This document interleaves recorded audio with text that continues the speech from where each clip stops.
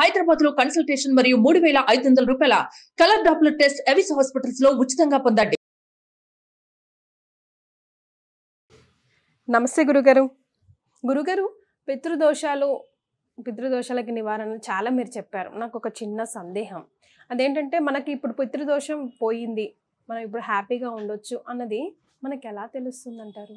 పితృదోష పరిహారం చేయించుకున్న తర్వాత పితృదోషం పోయింది లేదు అనేటువంటిది తెలుసుకునే ముందు చాలామంది అడిగినటువంటి సందేహం వెలిబుచ్చినటువంటి ఒకటి చెప్తానమ్మా. ఏంటనంటే ఇక్కడ ప్రధానంగా కోరికలు నెరవేరడం కోసం ఈ పితృదోషం అనేటువంటిది చేయించుకోకూడదు. గుర్తుపెట్టుకోండి, కోరికల కోసము మన మంచిగా భవిష్యత్తులో అంటే ఎవరికైనా మంచిగా ఉండాలని కోరిక ఉంటుంది, కానీ ఇది చేయాల్సింది ఏంటంటే బాధ్యతగా ఉండడం కోసం చేయాలి. బాధ్యతగా ఉన్నవాళ్ళే చేయాలి. అసలు మన పెద్దవాళ్ళు ఎందుకు మన మీద ఆగ్రహం చెందాలి? ఎందుకు మనకి శాపం పెట్టాలి? అట్లా శాపము వాళ్ళు పెట్టరు. పితృశాపం అంటే తండ్రి పెట్టడు. చాలా మంది ఏంటంటే మా తండ్రి మమ్మల్ని బాగా చూసుకున్నాడు, మా తాతయ్య నాయనమ్మలు అల్లారు ముద్దుగా పెంచారు, వాళ్ళు ఎందుకు శాపం పెడతారని అంటారు. దీనికి ఒక తెలుసుకోవాలంటే వీక్షించేటువంటి ప్రేక్షకులకి ఓపిక ఉండాలి.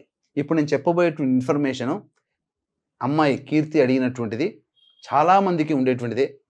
పెద్దవాళ్ళు శాపం పెడతారంటారు. మరి శాపం పెట్టినప్పుడు ఆ క్వశ్చన్కి ఆన్సర్ పూర్తిగా తెలుసుకుంటే అప్పుడు మీ క్వశ్చన్ క్లారిటీ అవుతుంది. కాబట్టి మిస్ కాకుండా వినండి.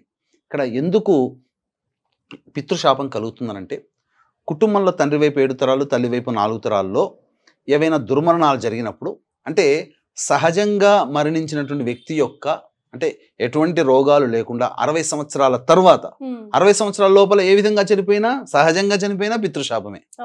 60 సంవత్సరాలు దాటిన తర్వాత బాధ్యతలు కోరికలు అన్నీ తీరిన తర్వాత మనిషి సహజంగా పోతాడు కదా, గుండె ఆగి మరణించిపోతాడు కదా, ఆ విధంగా ప్రాణము ఈ యొక్క నవరంధ్రాల ద్వారా పోవాలి. అంటే ఏంటి? కడ్డి నుంచో, మూతి నుంచో, ముక్కు నుంచో, చెవుల నుంచో, ఇలా శిష్ణం నుంచో, ఇలా అనేక మార్గాల్లో పోవాలి. ఏదైనా అది పద్ధతి. అది పోయినప్పుడు మళ్ళీ ఉన్నత లోకాలకు చేరుకొని మళ్ళీ కర్మవశాత్తు కర్మను అనుభవించి మళ్ళీ 84 లక్షల జీవరాశుల్లో బ్రహ్మ సృష్టిలో ఏదో ఒక రాశిలో ఏదో ఒక జీవి కింద జన్మిస్తాడు. ఇది సృష్టి పరిణామ క్రమం. పుట్టిన మనిషి చావక మానదు, చచ్చిన మనిషి మళ్ళీ బ్రతకం మానదు. ఇది సిద్ధాంతం, కర్మ సిద్ధాంతం, సృష్టి సిద్ధాంతం. ఇది భగవంతుడే మానవుడిగా పుట్టిన అవతారం చాలించారు అని అంటారు తప్ప మనిషి దేవుడు చనిపోయాడు అని అన్నారు. కాబట్టి ఒక మనిషిని మాత్రమే చనిపోయాడు అంటారు. ఎందుకంటే మళ్ళీ పుడతాడు. అవతారం అంటే ఎప్పుడో ఒక్కసారి పుట్టే, ప్రతిసారి అవతారం పుట్టాడుగా. అలాగే ఇక్కడ ఇలా పితృదోషాలతో ఉన్నప్పుడు అంటే దుర్మరణాలు పాలైనప్పుడు పితృశాపం ఏర్పడుతుంది. ఆ యొక్క ఆత్మ ఉన్నత లోకాలకి వెళ్ళదు. వెళ్ళకుండా మధ్యలోనే ఆగిపోతుంది. మధ్యలో ఈ యొక్క సృష్టికి సంబంధించి ఆకాశము, అంతరిక్షంలో ఆ యొక్క ఆత్మ ఎక్కడ చిక్కుకొని పోతుంది? భూలోకంలోనైనా చిక్కుకొని పోతుంది. అందుకే తరచూ కల్లో కనిపిస్తూ ఉంటుంటారు పెద్దవాళ్ళు. అలాగే ఆకాశంలో చిక్కుకొని పోతుంది, అలాగే అంతరిక్షంలో చిక్కుకొని పోతుంది. ఈ యొక్క చిక్కుకున్నటువంటి ఆత్మ సహజంగా ఉంటే ఏ దోషము కాదండి, కానీ ఆ ప్రేత రూపాన్ని పొందుతుంది ఆత్మ. అంటే ఇక్కడ మీకు తెలుసుకోవాలంటే నాలెడ్జ్ కావాలి. నాలెడ్జ్ని అర్థం చేసుకోగలిగే విజ్ఞానం కూడా ఉండాలి. అంటే ఇక్కడ మనిషి స్త్రీ గర్భంలోకి వచ్చినప్పుడు పిండ రూపంలో ఒక్కొక్క అవయవం అనేటువంటిది ఎదుగుతుంది. చనిపోయిన తర్వాత కూడా కర్మకాండాలు ప్రతి నెల చేస్తాం. కర్మకాండాలు తదనంతరం ప్రతి నెల పిండ ప్రదానాలు అనేటువంటి చేస్తాం. ఈ పిండ ప్రదానాలు చేసినప్పుడు ఏమవుతుంది?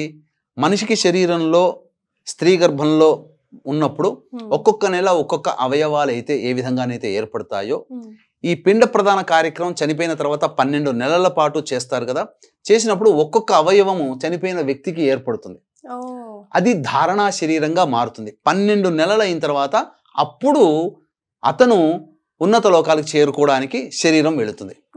మరి 12 నెలల పాటు ఈ విధంగానే ఉంటారనంటే మనకు 12 నెలలు, కానీ పితృలోకంలో ఉన్నటువంటి వాళ్ళకి ఏంటంటే వాళ్ళకి 6 నెలలు ఈజ్ ఈక్వల్ టు ఒక రాత్రి, 6 నెలలు ఈజ్ ఈక్వల్ టు ఒక పగలు.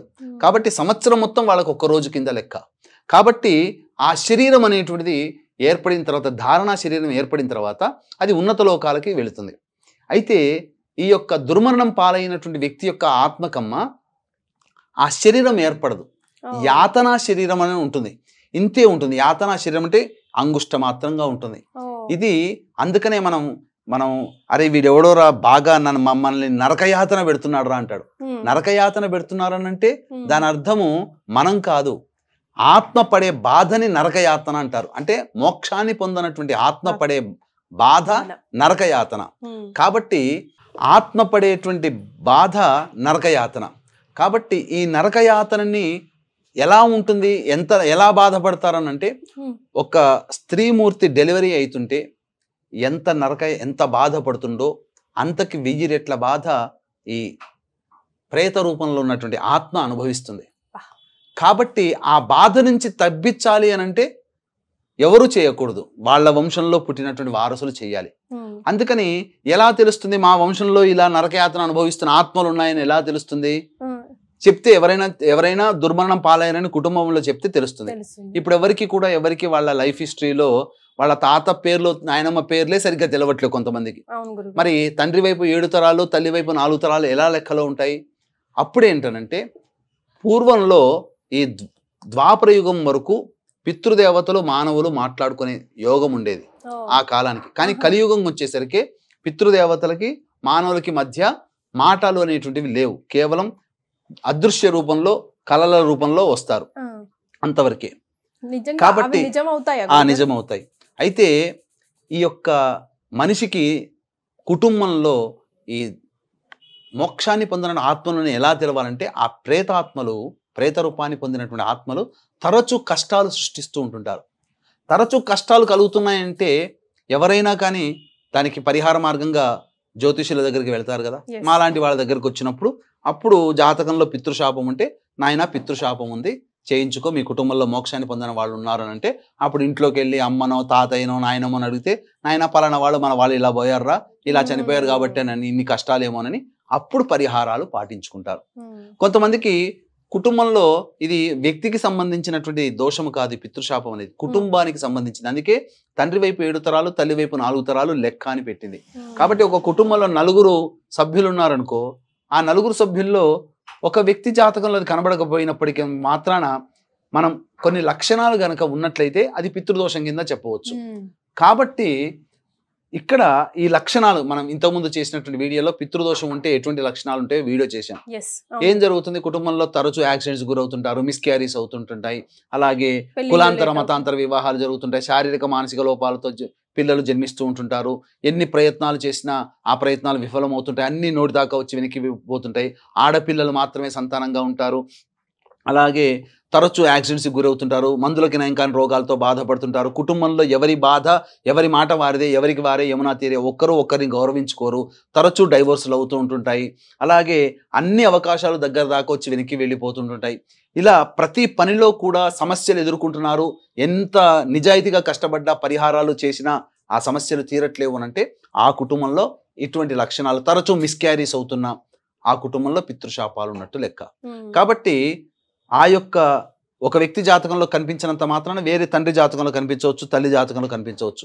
అప్పుడు ఈ యొక్క పితృదోష పరిహారం జరిపించుకుంటే, సమంత్రకంగా పితృదోష పరిహారం జరిపించుకుంటే ఆత్మ మోక్షాన్ని పొందుతుంది. పోతూ పోతూ ఆనందిస్తూ నాకు ఈ యొక్క యాతన నుంచి, నరకయాతన నుంచి విముక్తి కలిగించినటువంటి కుటుంబాలకి ఈ యొక్క శుభం కలుగుగాక అని చెప్పి దీవిస్తుంది. అంతే. ఇక అప్పటి నుంచి వాళ్ళ కుటుంబాల్లో మంచి జరుగుతూ ఉంటుంటాయి. ఎటువంటి మంచి జరుగుతాయని తెలుసుకునే ముందు వీక్షించేటువంటి ప్రేక్షకులకి ఒక ముఖ్య గమనిక ఏంటనంటే, ఈ పితృశాప ప్రభావానికి ఇప్పుడు ప్రస్తుతం 18వ తారీఖు నుంచి అక్టోబర్ 2వ తారీఖు వరకు పితృపక్షాలు అనేటువంటివి ఉన్నాయి. కాబట్టి ఈ పితృపక్షాలలో ప్రధానంగా ఈ యొక్క సంబంధించినటువంటి పితృదోష నివారణ కార్యక్రమాలు మన పీఠం ఆధ్వర్యంలో సెప్టెంబర్ 25 మరియు 30 తారీఖుల్లో జరిపించడం జరుగుతుంది. కాబట్టి మీరు మీ సొంతంగా కనుక్కొని వెళ్ళిన చోట, ముక్కు మొహం తెలవని వాళ్ళని కనుక్కొని వెళ్ళిన తర్వాత అక్కడ శాస్త్రీయంగా జరిపించడం లేదు. మహారాష్ట్ర ప్రాంతంలో తాంత్రికంగా చేస్తున్నారు. తాంత్రిక పూజల వల్ల మనకు మంచి జరగకపోగా చెడే ఎక్కువగా ఎదురవుతుంది. మంత్ర ప్రకారం చేసేటువంటి కర్ణాటక ఆ ప్రాంతాల్లో జరిగేటువంటి నష్టం ఏంటంటే, ముక్కు మొహం తెలవకుండా కేవలం ఫోన్లలో మాట్లాడి మీరు వెళ్ళిపోవడం వల్ల మిమ్మల్ని ఒక బిజినెస్ యాక్టివిటీగానే చూస్తున్నారు. పైగా యజ్ఞోపవీతం ఉన్నటువంటి వాళ్ళకి ఒక రకంగా, యజ్ఞోపవీతం లేని వాళ్ళకి పురాణోక్తంగా చేయిస్తున్నారు. ఈ తేడా మీకు తెలియదు. కాబట్టి ఇది అందరికీ మంచిగా సశాస్త్రీయంగా చక్కగా జరిపించాలి, ఆ పితృదోష నివారణ జరిపించాలనేటువంటి సదుద్దేశంతో మన పీఠం ఆధ్వర్యంలో తరచూ ఈ యొక్క పితృదోష నివారణ కార్యక్రమాలు అనేటువంటి చేయించడం జరుగుతుంది. ఈ యొక్క పితృపక్షాలలో సెప్టెంబర్ 25 మరియు 30 తారీఖులో జరుగుతున్నాయి. అవకాశం ఉన్న వాళ్ళు కార్యక్రమ తదనంతరం కాంటాక్ట్ చేసి తెలుసుకోవచ్చు. ఇక మీరు అడిగినటువంటిది పితృదోషం తొలగింది అనడానికి సూచనలు ఏంటంటే, గతించినటువంటి వాళ్ళు సంతోషంగా కల్లోకి వస్తారు. అప్పటి వరకు అపరిష్కారం కానటువంటి సమస్యలన్నీ పరిష్కారం అవుతూ ఉంటుంటాయి. కొంతమంది నేను దగ్గరుండి, ఎందుకంటే గత 15 సంవత్సరాలుగా ఈ పితృదోష నివారణ కార్యక్రమాలు తరచూ చేయిస్తున్నానమ్మా. దాదాపుగా ఒక 1000 పైన చేయించుంటాను.